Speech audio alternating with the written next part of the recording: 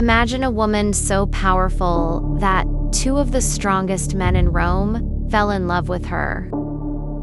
A queen so smart that she could speak 9 languages. A ruler so brave that she led her own navy into battle. This was Cleopatra VII, the last pharaoh of Egypt, and her story is more amazing than any movie. Most people think Cleopatra was just a beautiful woman who used her looks to control men, but this is not true. She was one of the smartest and most powerful rulers in history. She saved Egypt from destruction, built a great library, and almost changed the Roman Empire forever. Her story is full of love, war, betrayal, and tragedy. It has everything: palace secrets, deadly snakes, burning ships, and a love story that shook the ancient world. This is the real story of Cleopatra, the last queen of Egypt. Chapter 1: The Young Princess. Cleopatra was born in 69 BC in Alexandria, Egypt. Alexandria was not like the Egypt we know today. It was the most modern city in the world, with the largest library ever built. Ships came from every country to trade in its busy harbor. The city had running water, streetlights, and buildings taller than anywhere else. Cleopatra's family, the Ptolemies, had ruled Egypt for 300 years. They were originally from Greece, but they had become Egyptian pharaohs. The Ptolemies had a strange tradition. They married their brothers and sisters to keep the royal blood pure. Cleopatra would later marry 2 of her younger brothers, but she never let them have real power. As a child, Cleopatra was very different from other princesses. While other girls played with dolls, she studied mathematics, philosophy, and languages. She learned to speak Egyptian, Greek, Latin, Hebrew, Arabic, and several African languages. She was the first Ptolemy ruler in 300 years who could actually speak Egyptian to her own people. Her father, Ptolemy XII, was not a strong king. The people of Egypt did not respect him because he was controlled by Rome. Romans had become the most powerful people in the world, and they wanted Egypt's wheat and gold. Ptolemy XII had to pay huge amounts of money to Rome to keep his throne. When Cleopatra was 18 years old, her father died. According to Egyptian law, she had to marry her 10-year-old brother, Ptolemy XIII, and rule together with him. But Cleopatra was too smart and ambitious to share power with a child. She wanted to rule Egypt alone and make it strong again. Chapter 2: The Struggle for Power. The young queen faced many problems. Egypt was poor because her father had paid so much money to Rome. The Nile River, which gave life to Egypt, had not flooded well for several years. This meant there was not enough food. The people were hungry and angry. Cleopatra's brother Ptolemy XIII was still a child, but he had dangerous advisors. These men wanted to control Egypt through the boy king. They did not want a strong queen who would make her own decisions. They began to plot against Cleopatra. In 48 BC, when Cleopatra was 21, civil war broke out. Ptolemy XIII's advisors convinced him to fight against his sister. They had the support of the Egyptian army. Cleopatra had to flee from Alexandria. She went to Syria to gather soldiers and money for her own army. But Cleopatra was not just beautiful and smart, she was also very brave. She decided to do something that would change history forever. She would ask for help from the most powerful man in the world, Julius Caesar. Julius Caesar was the greatest Roman general. He had conquered France and was now fighting a civil war against Pompey, another Roman leader. Caesar had come to Alexandria chasing Pompey, but when he arrived, he found that Ptolemy, the 13th's advisors, had already killed Pompey. They thought this would make Caesar happy, but they were wrong. Caesar was angry because they had killed a Roman citizen without his permission. Chapter 3: Meeting Caesar. Cleopatra knew she had to meet Caesar, but there was a problem. Ptolemy the 13th controlled Alexandria, and his soldiers would kill her if they saw her. So she made a clever plan.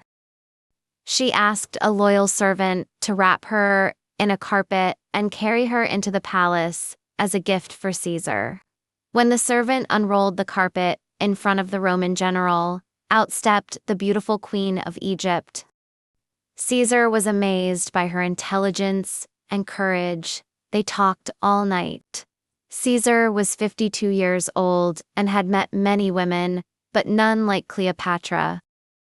She could discuss philosophy, mathematics, and politics as well as any man. She spoke perfect Latin and knew Roman history better than most Romans. Most importantly, she had a plan to make Egypt strong again. Caesar was impressed. He decided to help Cleopatra fight against her brother. The war was short but fierce. Ptolemy the 13th's army was defeated, and the boy king drowned in the Nile River. Cleopatra became the sole ruler of Egypt, but their relationship was not just political. Caesar and Cleopatra fell in love. She was 21 years old, intelligent, and powerful. He was the master of the Roman world. Together, they dreamed of creating an empire that would include both Rome and Egypt. In 47 BC, Cleopatra gave birth to Caesar's son. They named him Caesarion, which means Little Caesar. Caesar never officially recognized the boy as his son, but he allowed Cleopatra to use his name. This made Caesarion very dangerous to other Romans because he could claim to be Caesar's heir. Chapter 4: The Golden Years. With Caesar's support, Cleopatra made Egypt prosperous again. She built new temples, repaired old ones, and expanded the great library of Alexandria. She created new trade routes and improved farming along the Nile River. For the first time in years, Egypt had enough food for everyone. Cleopatra was not just a ruler, she was also a scholar. She wrote books about mathematics, medicine, and philosophy. She supported scientists and inventors. Under her rule, Alexandria became the center of learning in the ancient world again. In 46 BC, Caesar invited Cleopatra to come to Rome. She arrived with great ceremony, bringing gifts of gold, jewels, and exotic animals. The Romans had never seen anything like her. She was carried through the streets on a golden throne, dressed in the finest silk and jewelry. But not everyone in Rome was happy to see her. Many Romans were proud of their republic and did not like kings or queens. They thought Cleopatra was trying to turn Caesar into a king. Some Romans called her the foreign witch and said she was using magic to control Caesar. Cleopatra lived in Rome for 2 years. She had a beautiful villa across the Tiber River from the city center. Caesar visited her every day, and they made plans for the future. They wanted to create a new empire, with Rome as the military capital and Alexandria as the cultural capital. But their dream was not meant to come true. Chapter 5: The Death of Caesar. On March 15, 44 BC, Julius Caesar was murdered. A group of Roman senators, led by Brutus and Cassius, stabbed him to death in the Senate house. They thought they were saving the Roman Republic from becoming a monarchy. When Cleopatra heard the news, she was heartbroken and terrified. Caesar had been her lover, the father of her child, and her protector. Without him, she was alone in a dangerous world. She knew that the men who killed Caesar would also want to kill her and her son. Cleopatra quickly packed her belongings and fled from Rome. She sailed back to Alexandria with little Caesar. She knew that Rome would soon be divided by civil war, and she would have to choose sides carefully to survive. 3 men took control of Rome after Caesar's death: Mark, Antony, Octavian, Caesar's adopted son, and Lepidus. They called themselves the Second Triumvirate. They divided the Roman territories among themselves. Mark Antony got the eastern part, which included Egypt. Cleopatra was now 25 years old and had to make the most important decision of her life. She needed a new Roman protector, or Egypt would be conquered and she would be killed. She decided to bet everything on Mark Antony. Chapter 6: The Love of Antony. Mark Antony was very different from Julius Caesar. Caesar had been a careful politician and a brilliant general. Antony was a brave warrior, but he loved luxury, wine, and beautiful women. He was strong and handsome, but not very smart about politics. In 41 BC, Antony summoned Cleopatra to meet him in Tarsus, a city in modern Turkey. He wanted to make sure she would support him in his war against Caesar's assassins. Cleopatra knew this meeting would decide her fate and Egypt's future. She planned the most spectacular entrance in history. She sailed to Tarsus in a golden ship with purple sails. She was dressed as Aphrodite, the goddess of love, lying on a bed of gold cloth. The ship was filled with the sweetest perfumes and beautiful. Servants fanned her with silver fans. When Antony saw her, he was amazed. Like Caesar before him, he had never met a woman like Cleopatra.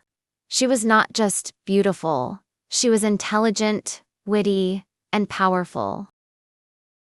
She could make him laugh, challenge his ideas, and show him wonders he had never imagined. They fell in love immediately. Antony followed her back to Alexandria, where they spent the winter together. Alexandria was the most luxurious city in the world, and Cleopatra showed Antony pleasures he had never known in Rome, but their love was also a political alliance. Together, they planned to rule the Eastern Mediterranean. Cleopatra would be the queen of Egypt, and Antony would be the ruler of Rome's eastern territories. Their children would inherit both kingdoms. Chapter 7: The Years of Happiness. For 10 years, Cleopatra and Antony were the most powerful couple in the ancient world. They had 3 children, together, twins named Alexander Helios and Cleopatra Selene, and a son named Ptolemy Philadelphus. These were the happiest years of Cleopatra's life. She was deeply in love with Antony, and he adored her. They spent their time between Alexandria and Athens, ruling their territories and enjoying their wealth and power. Cleopatra helped Antony in his military campaigns. She provided ships, soldiers, and money for his armies. In return, Antony gave her new territories. He gave her parts of modern Lebanon, Syria, and Turkey.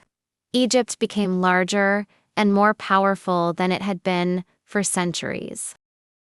But in Rome, Octavian was growing stronger. He was Caesar's adopted son and legal heir. He was also very smart and patient. He waited for the right moment to attack Antony and Cleopatra. Octavian told the Roman people that Antony had forgotten his duty to Rome. He said that the Egyptian queen had turned Antony into her slave. He spread rumors that Cleopatra was planning to conquer Rome and make herself empress of the world. Most Romans believed these stories. They were afraid of powerful women and did not trust foreigners. They remembered that Cleopatra had lived in Rome with Caesar, and they thought she wanted to return as their ruler. Chapter 8: The Beginning of the End. In 32 BC, Octavian declared war on Cleopatra. He was too clever to declare war directly on Antony because many Romans still loved the great general. Instead, he said he was fighting against the foreign queen who had corrupted. A Roman citizen, Cleopatra and Antony prepared for war. They gathered the largest fleet ever seen in the Mediterranean Sea. They had 500 warships and 70,000 soldiers. Their army included Egyptians, Greeks, Arabs, and soldiers from many other nations. Octavian's army was smaller, but it was entirely Roman. His soldiers were disciplined and loyal. Most importantly, his admiral Agrippa was one of the best naval commanders in history. The two fleets met at Actium, off the coast of Greece, on September 2, 31 BC. This battle would decide the fate of the ancient world. If Cleopatra and Antony won, Egypt would remain independent and Rome would be divided. If Octavian won, he would become the first Roman emperor, and Egypt would become a Roman province. Chapter 9: The Battle of Actium. The Battle of Actium was one of the most important battles in history. At first, it seemed that Cleopatra and Antony might win. Their ships were bigger and stronger than Octavian's fleet, but Octavian's ships were faster and easier to control. Agrippa used clever tactics to surround parts of Antony's fleet. The battle lasted all day, with ships burning and sinking in the blue waters of the Mediterranean. In the middle of the battle, something unexpected happened. Cleopatra suddenly sailed away from the fight with 60 of her ships. Ancient historians have debated why she did this for 2,000 years. Some say she was a coward. Others say she was trying to save part of the fleet for future battles. When Antony saw Cleopatra leaving, he abandoned his own ships and followed her. This was a terrible mistake. Without their commanders, Antony's fleet was destroyed. Most of his soldiers were killed or captured. The lovers sailed back to Alexandria, but they knew they were defeated. Octavian would soon come to Egypt with his army. There was no escape.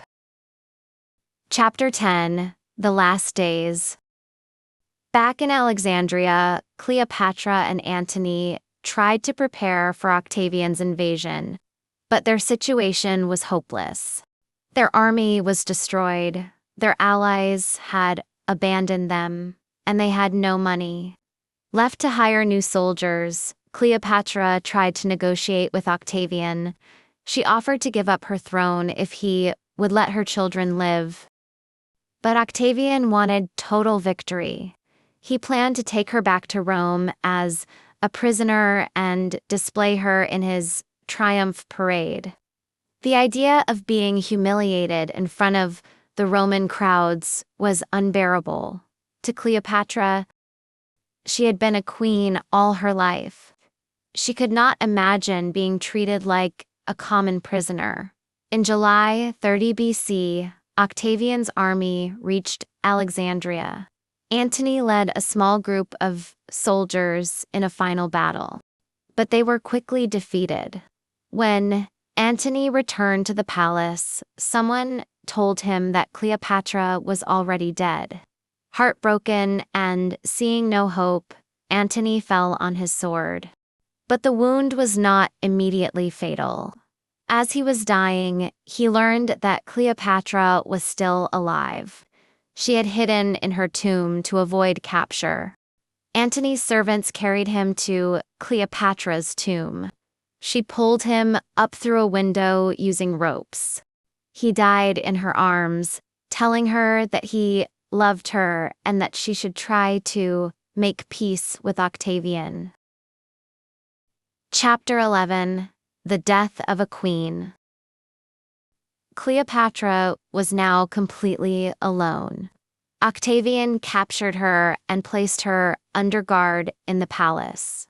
He planned to take her to Rome for his victory celebration, where the people would cheer as their former enemy was paraded through the streets. But Cleopatra had one last plan. She was determined to die as a queen, not live as a prisoner. She had always been in control of her own destiny, and she would not let Octavian decide her fate. On August 12, 30 BC, Cleopatra dressed in her finest royal robes and golden crown. She arranged to have a basket of figs brought to her room. Hidden among the figs was a small, deadly snake called an asp. She wrote a letter to Octavian, asking him to bury her next to Antony. Then she held the snake to her breast and let it bite her. The poison worked quickly and painlessly. Cleopatra VII, the last pharaoh of Egypt, died at the age of 39. When Octavian's guards found her, she was lying on her golden bed, looking as beautiful and royal as ever. Two of her loyal servants, Ayres and Charmian, had also chosen to die with their queen rather than become slaves. Chapter 12: The End of an Era. With Cleopatra's death, Egypt became a Roman province. Octavian, who later became Emperor Augustus, ordered the death of Caesar's son with Cleopatra. He could not allow any possible heir to Caesar to survive, but he spared Cleopatra's 3 children with Antony.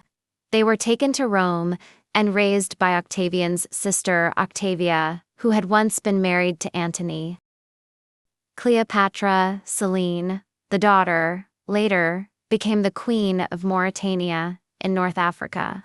Egypt would remain under Roman control for the next 400 years.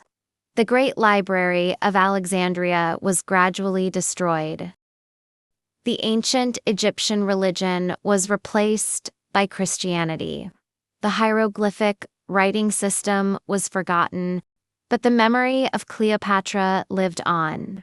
For 2,000 years, her story has fascinated people all over the world. She has been the subject of countless books, plays, and movies. Shakespeare wrote a famous play about her love affair with Antony. Elizabeth Taylor played her in one of Hollywood's most expensive films. Cleopatra's story reminds us that even when facing impossible odds, we can choose to fight for what we believe in. She could have surrendered and lived as a prisoner, but she chose to die as a queen. Her courage and determination made her immortal. That is why, 2,000 years later, we still remember Cleopatra VII, the last queen of Egypt, one of the most fascinating women who ever lived.